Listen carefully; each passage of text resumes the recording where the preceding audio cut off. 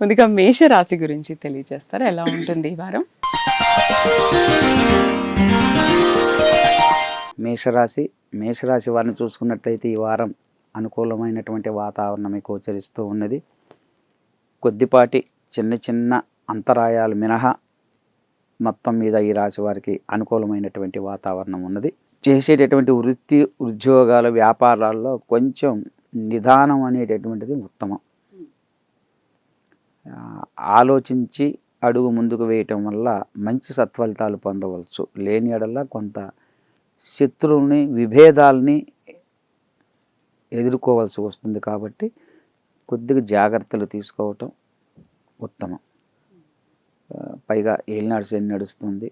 వాహన విషయాలలో జాగ్రత్తలు అవసరం. నడిపేటప్పుడు జాగ్రత్తలు అవసరం.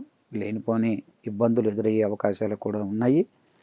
కాబట్టి వాహనాల్లో ప్రయాణించేటప్పుడు కానీ నడిపేటప్పుడు కానీ జాగ్రత్తలు అవసరం. అంటే కొంతమంది ఆటోల్లో కూడా వెనక కాలు ఏలాడేసి కూర్చొని వెళ్తూ ఉంటారు.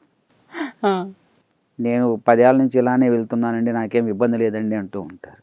10 ఏళ్ళ నుంచి ఉండవచ్చు, మన టైం వాళ్ళు బాగలేనప్పుడు 10 ఏళ్ళ తర్వాత రావచ్చు. కాబట్టి ఇప్పుడు దాన్ని దృష్టిలో పెట్టుకొని ధైర్యంగా ఉండకూడదు.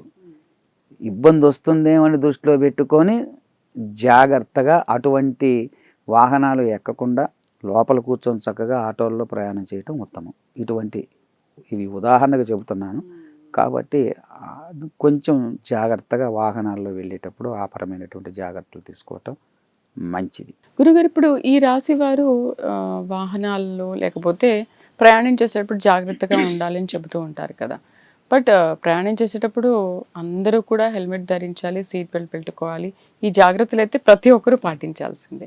కాకపోతే మీరు ప్రత్యేకించి ఈ రాశుల వారికి చెప్తున్నారు అని అంటే అది కాస్త ఈ రాశి వారికి అనే కాదు, పంచాంగ శ్రమంలో మనం చెప్పినట్లుగా ఇప్పటికీ 3 జరిగాయి. అవును. ఏంటిది? వాహన ప్రమాదాలు, అగ్ని ప్రమాదాలు చెప్పాము.